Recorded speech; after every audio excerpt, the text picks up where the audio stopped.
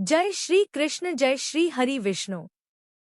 प्रिय भक्तों, आज हम आपको सुनाने जा रहे हैं देवशयनी एकादशी की वह पावन कथा जिसमें छिपा है भगवान विष्णु की योग निद्रा का रहस्य।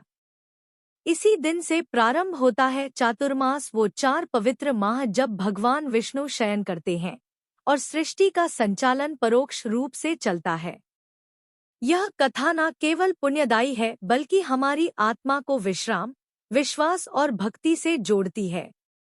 आपसे निवेदन है कि पूरी श्रद्धा के साथ इस दिव्य व्रत कथा को अंत तक सुने और श्री हरि विष्णु की कृपा प्राप्त करें। जय श्री हरि विष्णु। प्राचीन समय की बात है जब त्रेता युग का समृद्ध काल था। भगवान विष्णु जो संपूर्ण सृष्टि के पालन करता है, उन्होंने ब्रह्मा जी के आदेश पर सृष्टि संचालन का उत्तरदायित्व संभाला था। परंतु हर वर्ष आषाढ़ शुक्ल पक्ष की एकादशी को भगवान विष्णु योग निद्रा में चले जाते हैं। यह दिन देवशयनी एकादशी कहलाता है और तभी से प्रारंभ होता है चातुर्मास यानी 4 मासों की अवधि जिसमें भगवान शयन करते हैं।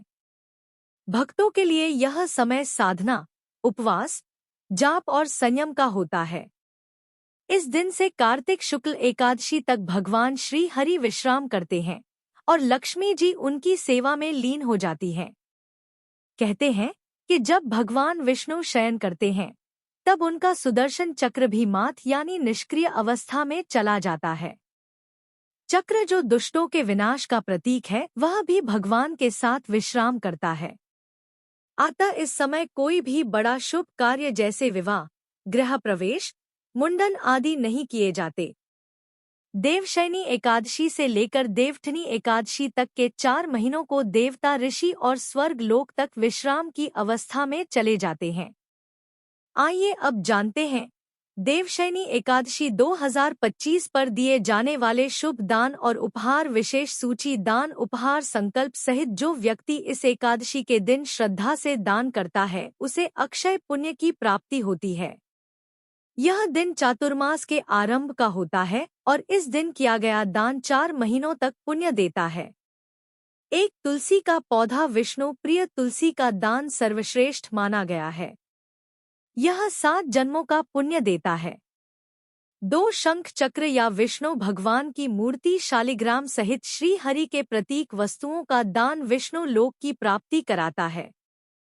3 जल पूर्ण घड़ा, पूर्ण कुंभ दान, जल से भरे तांबे या पीतल के लोटे या कलश का दान प्यासे को जीवन देने के बराबर होता है। 4 पीला वस्त्र या वस्त्र दान, पीला रंग विष्णु का प्रिय है। गरीबों को पीले वस्त्र या धोती दान करना विशेष फलदायी होता है।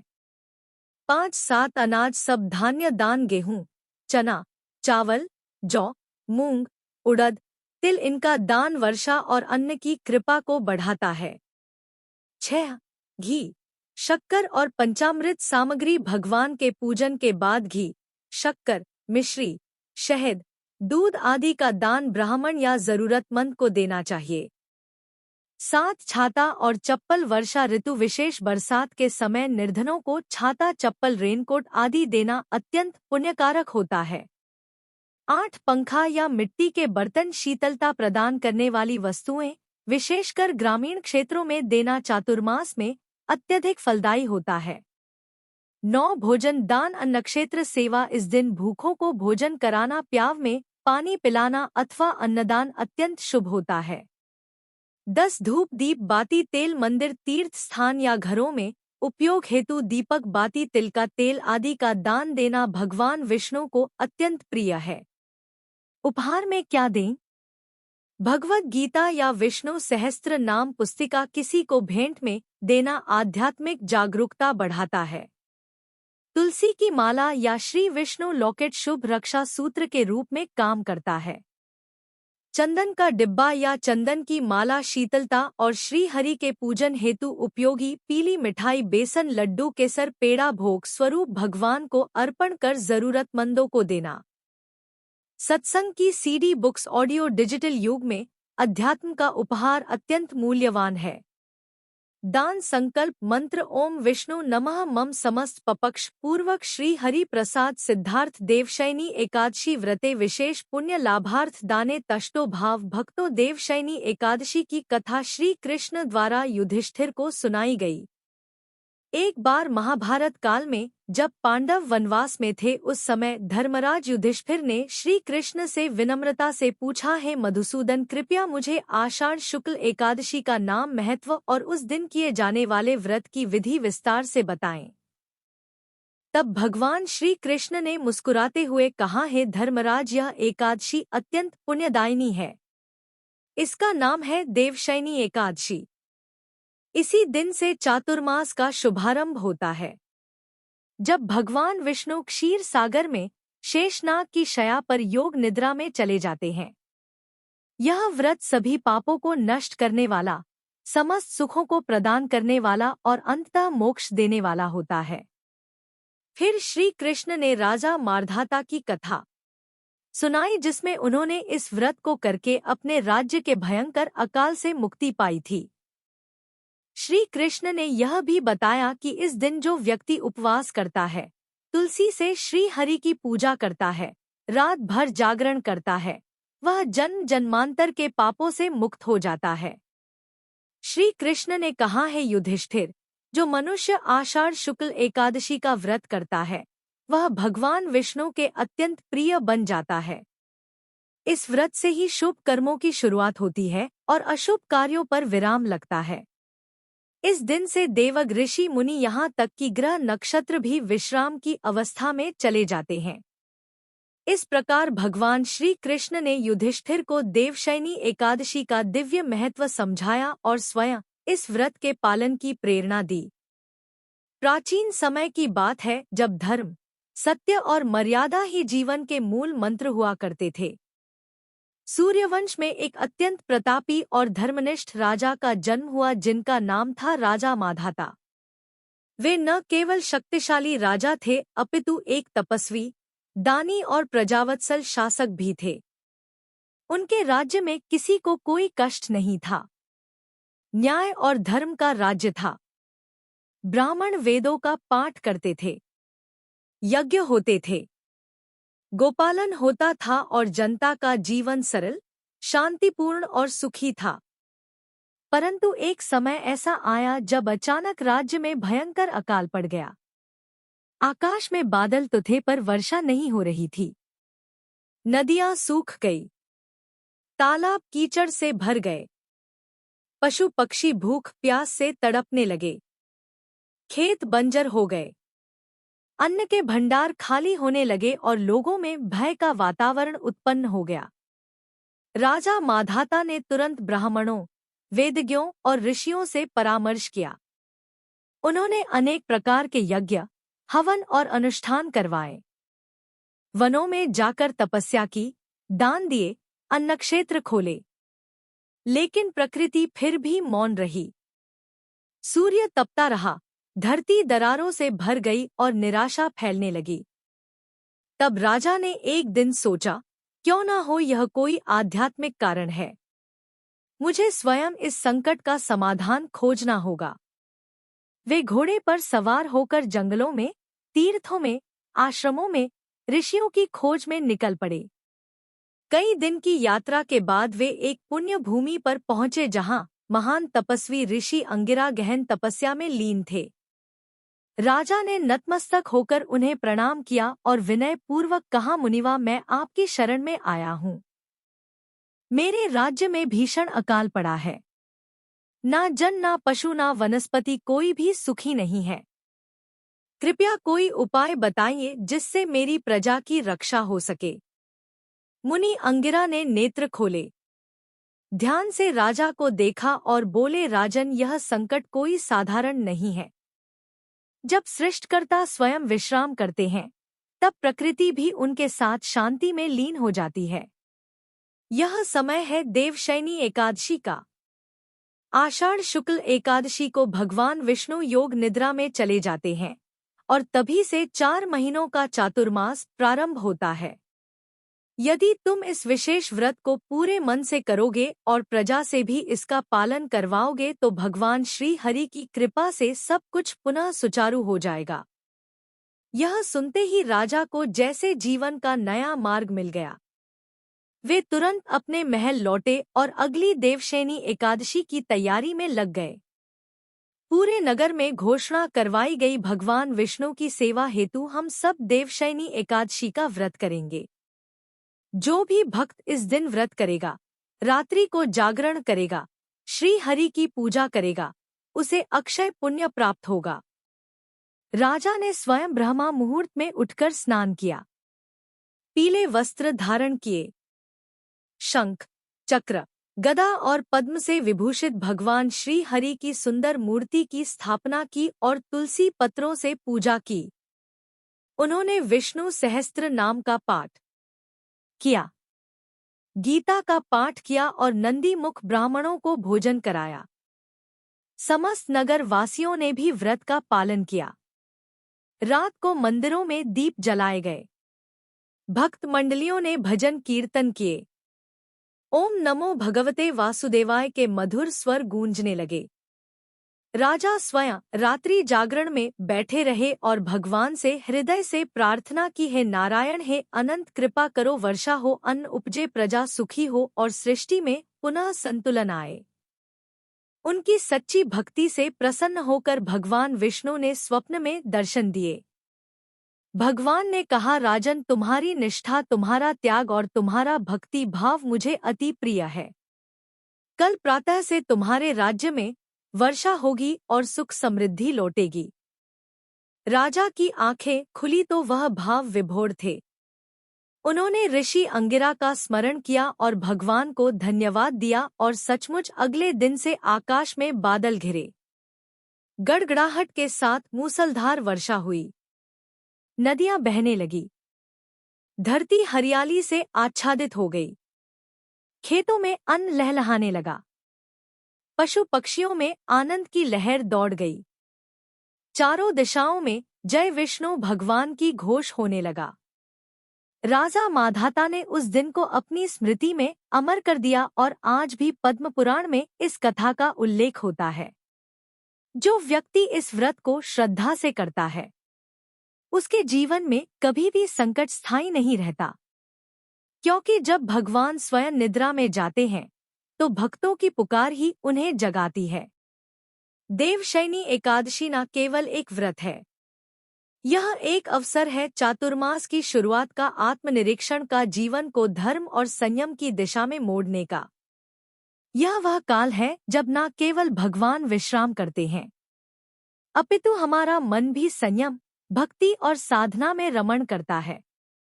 जो व्यक्ति 4 मासों तक मांस, मद्यक, क्रोध, झूठ, लोभ, द्वेष का त्याग करके भक्ति में लीन रहता है, उसके जीवन में भगवान स्वयं जागते हैं।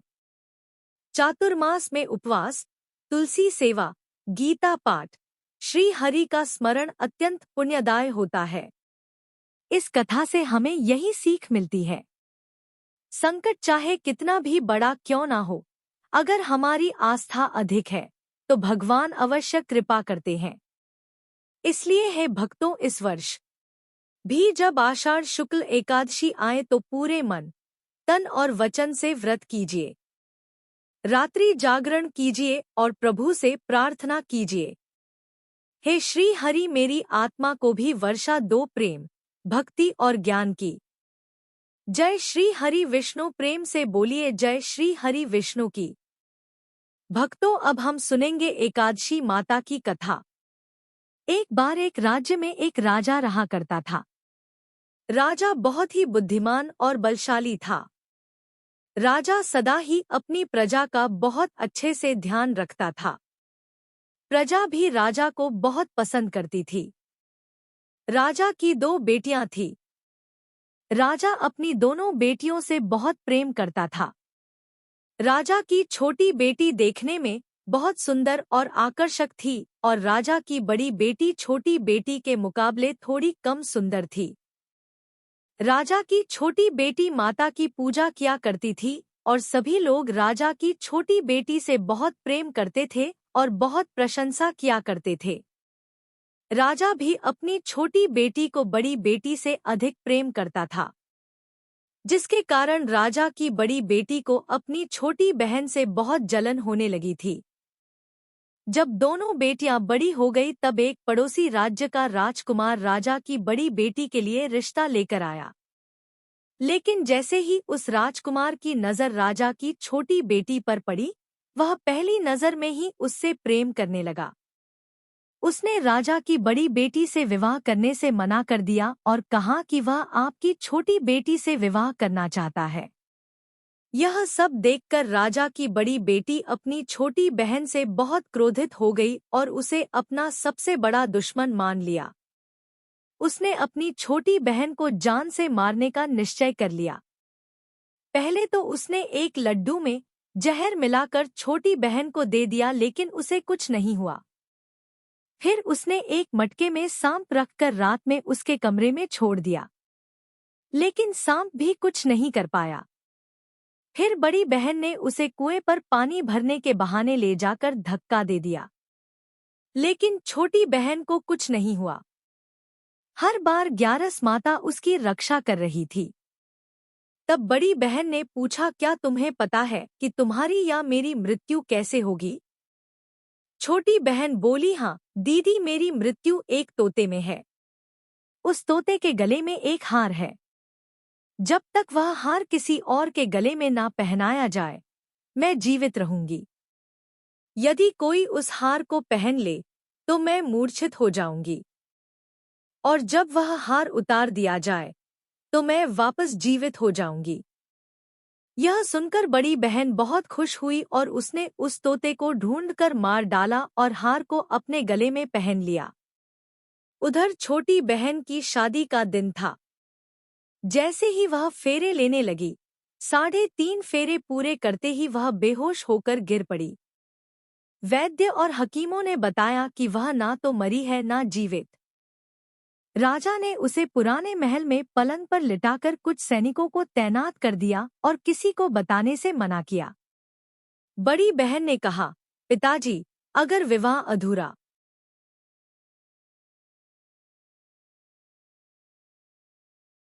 रह गया तो आपकी इज्जत जाएगी। मैं विवाह कर लेती हूँ। राजा ने बड़ी बेटी को छोटी बेटी के कपड़े पहना दिए और विवाह करा दिया। परंतु राजकुमार को यह समझ आ गया कि वह उसकी प्रेमिका नहीं है। उसने मन ही मन निर्णय लिया कि वह अपनी प्रिय को खोजेगा। एक दिन राजकुमार पुराने महल के पास से निकला और वहां जाकर सैनिकों से पूछा, यहाँ कौन है? सैनिक बोले, यहाँ राजा की छोटी बेटी लेटी है। राजकुमार बहुत प्रसन्न हुआ और जैसे ही रात हुई वह प्रेमिका उठकर खड़ी हो गई। उसने सारी बातें बताई कि उसकी जान एक तोते में थी और उसकी बहन ने उसे मारने की कोशिश की थी। उसके पास एक हार है जिसको वह सुबह पहन लेती है और रात को उतार देती है। जब तक वह हार को पहनकर रखती है तब तक मैं मूर्छित रहती हूँ, और जैसे ही वह हार को उतार देती है तो मैं जीवित हो जाती हूँ। और जब तक मेरी बड़ी बहन के पास वह हार रहेगा तब तक मैं ऐसे ही जीवित और मूर्छित होती रहूंगी।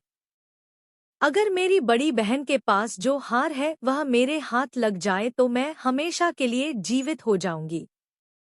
राजकुमार यह सब बातें सुनकर राजा की छोटी बेटी के पास रहने का निर्णय ले लेता है और उसने अपने बचे हुए सारे फेरे उस पलंग पर लेटी हुई राजकुमारी यानी राजा की छोटी बेटी के साथ ले लिए और अपना विवाह पूर्ण कर लिया। वहीं पर वह कहने लगा, देखते ही देखते कुछ समय में राजा की छोटी बेटी और राजकुमार की पत्नी गर्भवती हो गई।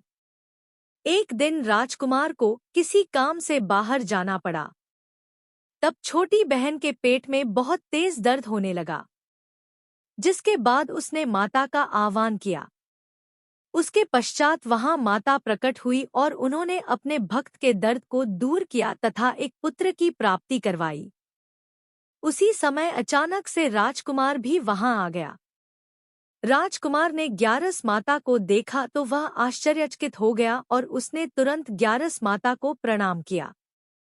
ग्यारस माता ने राजकुमार से कहा, जब तुम्हारा पुत्र 5 वर्ष का हो जाए तो तुम आकर अपनी पत्नी का हार इसके गले में डाल देना। देखते ही देखते राजकुमार और राजा की छोटी बेटी का पुत्र 5 वर्ष का हो जाता है। तब राजकुमार अपने बेटे से कहता है, बेटा मैं कुछ काम से बाहर जा रहा हूँ, तुम अपनी माता का ध्यान रखना, और वहां से चला जाता है। राजा को बाहर निकलता देख बड़ी बहन के सैनिक देख लेते हैं और जाकर सारी बातें बड़ी बहन को बता देते हैं, जिसके बाद बड़ी बहन अपनी छोटी बहन के पुत्र को वहां से उठवा लेती है और उसे मरवा देती है। छोटी बेटी के पुत्र के 2 टुकड़े करवा देती है। पहला टुकड़ा चटक्के के पास छुपा देती है और दूसरा टुकड़ा अपने पलंग के नीचे रख लेती है। अब ग्यारस माता भिखारी का रूप लेकर आती हैं और एक भिक्षुक का वेश धरकर बड़ी बहन के पास जाती हैं। वहां पर भिक्षा मांगने लगती है। बड़ी बहन अपने नौकरों से कहती है, जाकर भिक्षा दे दो। लेकिन जैसे ही नौकर ग्यारस माता को भिक्षा देने आते हैं, माता उन्हें मना कर देती है और कहती है, मैं तुम्हारी महारानी से ही भिक्षा लूंगी। तब बड़ी बहन स्वयं ही भिक्षा देने के लिए माता के पास आती है। तब माता एक बिल्ली का रूप लेकर उसके कमरे में चली जाती हैं और वहां पर छोटी बेटी के पुत्र के 2 टुकड़ों को आपस में जोड़ देती हैं और उसे जीवित कर देती हैं। फिर उसे वहां से ले जाती है। राजकुमार अपने बेटे को लेकर अपनी पत्नी के पास जाता है और उससे कहता है, तुम इसका ध्यान रखना। अगर तुम इस बच्चे का अच्छे से ध्यान रखोगी तो मैं तुमसे बात करूंगा। एक दिन राजकुमार अपने बेटे से कहता है, बेटा तुम मम्मी से उनके गले का हार मान लो। तो अपने पिता की बात मानकर राजकुमार का बेटा अपनी मम्मी के पास जाता है और कहता है, मम्मी मुझे तुम्हारा हार चाहिए। यह सुनकर पहले तो बड़ी बहन बहुत क्रोधित होती है, पर उसे यह याद आता है कि राजकुमार ने कहा था कि अगर मैं इस बच्चे का ध्यान अच्छे से रखूंगी तो वह मुझसे बात करेंगे। इसी कारण वह हार उस बच्चे को दे देती है और वह बच्चा तुरंत हार को ले जाकर अपने पिताजी को दे देता है। तभी राजकुमार अपने बेटे को लेकर वहां से जाने लगता है और अपनी पत्नी से कहता है, तुम हमारे लिए खाना बनाकर रखना, मैं शाम को आकर तुम्हारे साथ खाना खाऊंगा। और वह अपने बेटे को लेकर वहां से चला जाता है। इसके बाद वह राजा के पास जाकर सारी बातें बता देता है। राजा अपनी बड़ी बेटी की यह करतूत सुनकर बहुत क्रोधित होते हैं और अपनी परवरिश पर ही दोष देने लगते हैं। वह राजकुमार को अपनी छोटी बेटी के साथ रहने का आदेश दे देते हैं। इस प्रकार ग्यारस माता की कृपा से राजकुमार और राजा की छोटी बेटी सुख पूर्वक रहने लगे। प्रेम से बोलिए एकादशी माता की जय। माता लक्ष्मी और भगवान विष्णु की जय। तुलसी माता की जय। माता पार्वती और भगवान शंकर की जय। अब आइए सुनते हैं तुलसी माता की पौराणिक कहानी। एक बार शिव ने अपने तेज को समुद्र में फेंक दिया था। उससे एक महान तेजस्वी बालक ने जन्म लिया। यह बालक आगे चलकर जालंधर के नाम से पराक्रमी दैत्य राजा बना। इसकी राजधानी का नाम जालंधर नगरी था। दैत्यराज की कन्या वृंदा का विवाह जालंधर से हुआ। जालंधर महाराज था। अपनी सत्ता के मध्य में चूर उसने माता लक्ष्मी को पाने की कामना से युद्ध किया, परंतु समुद्र से ही उत्पन्न होने के कारण माता लक्ष्मी ने उसे अपने भाई के रूप में स्वीकार किया। वहां से पराजित होकर वह देवी पार्वती को पाने की लालसा से कैलाश पर्वत पर गया। भगवान देवाधिदेव शिव का ही रूप धरकर माता पार्वती के समीप गया, परंतु मां ने अपने योगबल से उसे तुरंत पहचान लिया तथा वहां से अंतर्ध्य हो गई। देवी पार्वती ने क्रुद्ध होकर सारा वृतांत भगवान विष्णु को सुनाया। जालंधर की पत्नी वृंदा अत्यंत पतिव्रता स्त्री थी। उसी के पतिव्रत धर्म की शक्ति से जालंधर ना तो मारा जाता था और ना ही पराजित होता था। इसलिए जालंधर का नाश करने के लिए वृंदा के पतिव्रत धर्म को भंग करना बहुत आवश्यक था।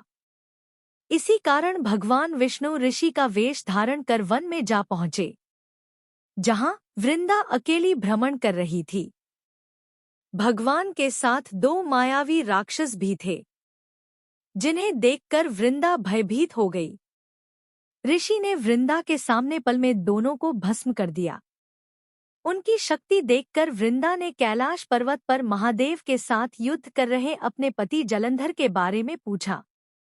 ऋषि ने अपने माया जाल से 2 वानर प्रकट किए। एक वानर के हाथ में जलंधर का सिर था तथा दूसरे के हाथ में धड़। अपने पति की यह दशा देखकर वृंदा मूर्छित होकर गिर पड़ी। होश में आने पर उन्होंने ऋषि रूपी भगवान से विनती की कि वह उसके पति को जीवित करें। भगवान ने अपनी माया से पुण्य जलंधर का सिर धड़ से जोड़ दिया, परंतु स्वयं भी वह उसी शरीर में प्रवेश कर गए। वृंदा को इस छल का तनिक भी आभास न हुआ। जलंधर बने भगवान के साथ वृंदा पतिव्रता का व्यवहार करने लगी, जिससे उसका सित्व भंग हो गया। ऐसा होते ही वृंदा का पति जलंधर युद्ध में हार गया। इस सारी लीला का जब वृंदा को पता चला तो उसने क्रोध होकर भगवान विष्णु को हृदयहीन शिला होने का श्राप दे दिया। अपने भक्त के श्राप को भगवान विष्णु ने स्वीकार किया और शालिग्राम पत्थर बन गए। सृष्टि के पालनकर्ता के पत्थर बन जाने से ब्रह्मांड में असंतुलन की स्थिति हो गई। यह देखकर सभी देवी देवताओं ने वृंदा से प्रार्थना की, वह भगवान विष्णु को श्राप मुक्त कर दे। वृंदा ने भगवान विष्णु को श्राप मुक्त कर स्वयं आत्मदाह कर लिया। जहां वृंदा भस्म हुई वहां तुलसी का पौधा उगा। भगवान विष्णु ने वृंदा से कहा, है वृंदा, तुम अपने सित्व के कारण मुझे लक्ष्मी से भी अधिक प्रिय हो गई हो। अब तुम तुलसी के रूप में सदा मेरे साथ रहोगी। तब से हर साल कार्तिक महीने के देवठानी एकादशी का दिन तुलसी विवाह के रूप में मनाया जाता है।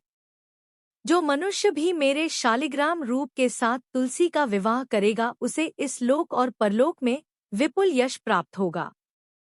उसी दैत्य जलंधर की यह भूमि जलंधर नाम से विख्यात है। सती वृंदा का मंदिर वहां स्थित है। कहते हैं कि इस स्थान पर एक प्राचीन गुफा भी थी जो सीधी हरिद्वार तक जाती थी। सच्चे मन से 40 दिन तक सती वृंदा देवी के मंदिर में पूजा करने से सभी मनोरथ पूर्ण होते हैं। एकादशी व्रत विधि व्रती को दशमी की रात्रि से ही संयम का पालन करना चाहिए। एकादशी के दिन प्रातः स्नान करके व्रत का संकल्प लें। भगवान विष्णु का शंख चक्र गदा पद्म से पूजन करें। तुलसी पत्र अर्पित करें। पीला वस्त्र पहनाएं और विष्णु सहस्त्र नाम का पाठ करें। दिन भर फलाहार रखें और रात्रि को श्री हरि के जागरण में संलग्न रहें। द्वादशी को ब्राह्मण भोजन दान दक्षिणा देकर व्रत का पारण करें। चातुर्मास का महत्व देवशयनी एकादशी से लेकर देवठनी एकादशी तक विवाह, गृह प्रवेश, अन्नप्राशन, मुंडन जैसे मांगलिक कार्य नहीं किए जाते। भक्त तुलसी सेवा, जाप, उपवास और ध्यान में समय व्यतीत करते हैं। यह समय आत्मशुद्धि, संयम और प्रभु भक्ति का होता है। जब स्वयं भगवान विश्राम करते हैं तो सृष्टि की गति भी कुछ थम जाती है। यही समय है आत्मचिंतन का, अपनी आत्मा को भगवान में लीन करने का। देवशयनी एकादशी न केवल व्रत है, यह एक साधना है, एक अवसर है उस चक्र को पुनः चलाने का जो भीतर सो गया है। आइए हम सब मिलकर इस पावन दिन पर भगवान श्री हरि के श्री चरणों में प्रणाम करें और उनके शयन काल को पुण्य काल में बदल दें। ओम नमो भगवते वासुदेवाय। शताकार भुजगक्ष पद्मनाभ सुरेशम। जय श्री हरि। जय एकादशी माता। एकादशी पारण समय। एकादशी आरंभ 5 जुलाई शाम 6:58 पर। एकादशी समाप्त 6 जुलाई रात 9:14 पर। पारण मुहूर्त 7 जुलाई सुबह 5:29 से 8:16 तक। द्वादशी समाप्त 7 जुलाई रात 11:10 पर। यह पारण समय हरिवासर से बचते हुए सर्वाधिक शुभ माना जाता है। विशेषत प्रातःकालीन पारण हेतु आदर्श समय है। प्रेम से बोलिए जय श्री हरि विष्णु। ऐसे ही और भी रोचक और आध्यात्मिक वीडियो के लिए चैनल को सब्सक्राइब कर लें। दोस्तों, आपको यह कथा कैसी लगी? कृपया कमेंट करके जरूर बताएं। वीडियो पसंद आया हो तो लाइक करें और अपने दोस्तों के साथ शेयर करें। कमेंट बॉक्स में जय श्री कृष्ण लिखना ना भूलें। फिर मिलते हैं एक और दिलचस्प वीडियो के साथ। धन्यवाद। जय श्री कृष्ण।